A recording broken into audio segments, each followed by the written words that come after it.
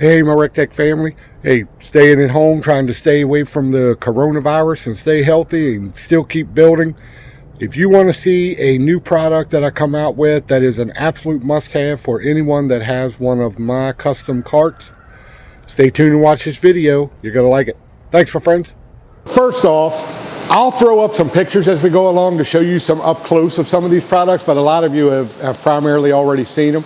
But if you get the opportunity to go over to my website at www.drgcustomcarts, you can pull all these up and look at them. Actually, one of them, the shelf itself, I actually have a video up there for you to watch to see just how simple it is to put on. I have probably sold about 100 of these so far. And for every single person that has purchased one, honestly say probably every single one of them have sent me a message and said that it was the absolute easiest thing for them to install. It's even easier for the people that have the new carts because all the new carts are coming with the nut zerts already in the A-frame. So you only literally have to drill 3 holes and you are completely done. Comes with all the hardware and everything. But we'll talk about that in a second. For those of you that have been following Rec Tec, you know that about 2 years ago they launched the Bullseye grill, which is an absolutely incredible pellet smoker grill. I mean, I always called it a grill you could smoke on. It is absolutely incredible. I use that thing probably once a week. That was the original one that they came out with. Actually had 2 red switches on it and a turn dial for your temperature. The one switch was to set on your igniter. The other one was to turn on the blower motor. And then the dial was to set how quick the auger would feed pellets so that you could maintain the heat. That was what I've always referred to as version 1. Then last year they came out with a version 2, which was the new Bullseye with the PID system in it, which if you don't know what the PID system is, you really need to go watch some of their videos. It is absolutely more or less the set it and forget it type technology. It's absolutely incredible. It maintains the temperature in the cooker. You set it on a digital display to the temperature that you want and walk away. It literally cannot get any simpler. And now they're getting ready to launch a brand new version, which is basically the same Bullseye, but they have changed parts on it to do in a stainless steel, but it still comes with the same PID system in it. So you still get that same PID technology. It's mainly done in stainless steel. So your cooking chamber will be stainless steel and it will match the rest of their lineup of products. So Rec Tec is doing everything they can, believe me, to get these in stock so that you guys can get them. But they're coming. Believe me, they're coming. And when they do, you're going to absolutely love it. But the reason I wanted to do this video was to just let you know all of the Bullseye grills, the actual build of it, the size, the dimension, everything about it has stayed the same. The only thing that they have changed was the pull handle, which is why I'm doing this video for one of the new products that I come up with. But one of the major things that I have sold that you guys have absolutely loved is Rec Tec also makes a wok style cooker that's called the Matador. Now this isn't a pellet, it's actually run by propane. It's made extremely versatile where it collapses and folds up and goes in a bag and you can throw it in the bed of your truck and take it. But one of the things that we learned was the pot actually fits in the Bullseye perfectly. So it absolutely works as a full-size wok in your Bullseye.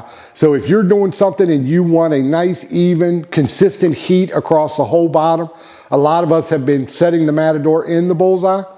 The only issue with that is that the hinge system on the Bullseye was not designed for you to put the Matador in there or to put the rotisserie, the chicken rotisserie on it or anything like that. So I came up with this, which is an extremely heavy duty, made out of 14 gauge steel with reinforced angle welded on the back, aluminum pins. Well, some of them had the steel pins, some of them are coming with aluminum pins.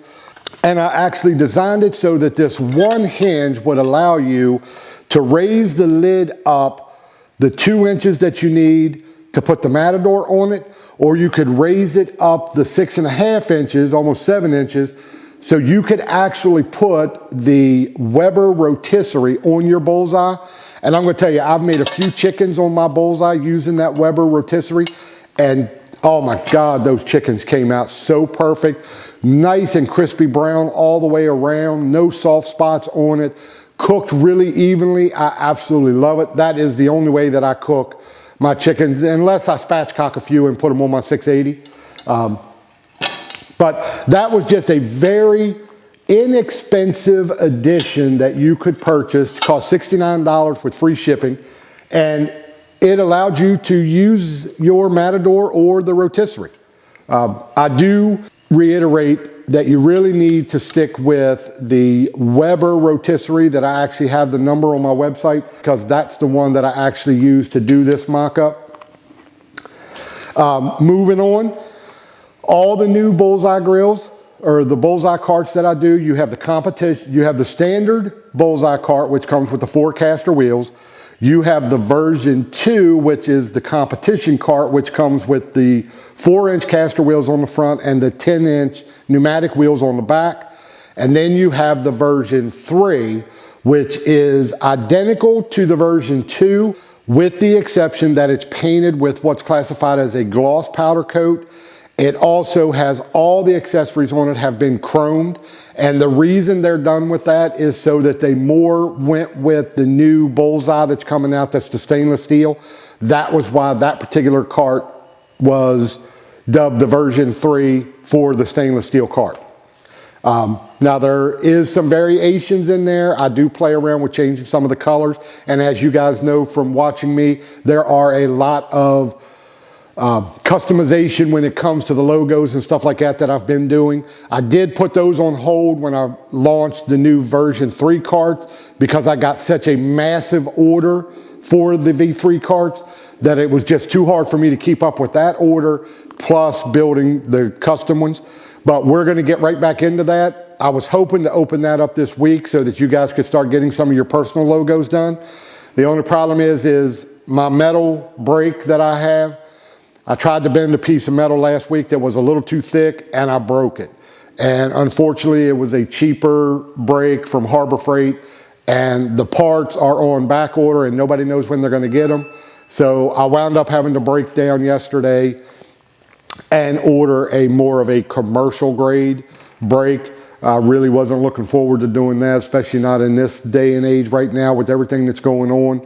But without it, I can't even finish the carts that I've already started. I was fortunate enough that I've gotten everybody's carts that ordered carts have all been done and shipped out. So everybody should have their carts or be getting them this week. So I'm thankful for that. I'm thankful that the brake held in there for that. But also, I just want to let you know the new shelf that I came up with for the Bullseye, which gives you an enormous shelf for the end of it that actually folds down, because if you guys remember when I made the original, one of the biggest issues was that you couldn't fold it. So if you loved having your cover on your grill, the other style was too hard because the shelf didn't fold down. So I went to the drawing board and designed one that does fold down.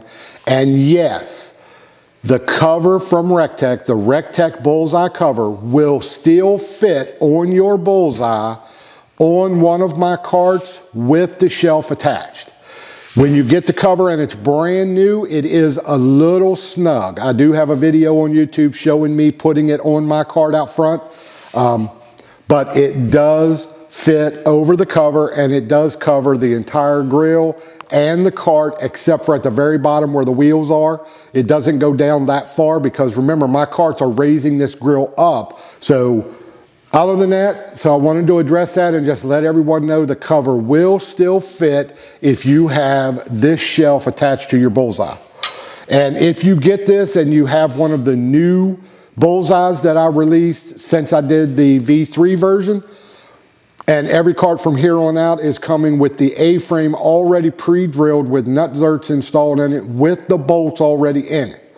So the only thing you'll have to do to install this on your grill is drill 3 holes into your cooker. That's it. And it comes with the hardware for that as well.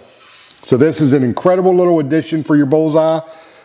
I think it turned out amazing, and everyone that's gotten it absolutely loved it. The other item that I come out with that's going to go up on the website probably tomorrow, this is the new thing that with the help of Rec Tec, I was able to bring this to you guys. On the original Bullseye, this goes back to where I said Ray is always listening to you guys, and he is constantly changing things to make them better and address any issues you guys had. On the original Bullseye, the handle that's bolted onto the hopper box, the latch was right behind it that locked down your lid where you put your pellets. Now me, just personal preference, for me, I really never locked that down. I usually never lock that down because I don't move my grill around that much, so it stays stationary. So really, I just left it unlocked and just opened the lid, put pellets in, closed the lid.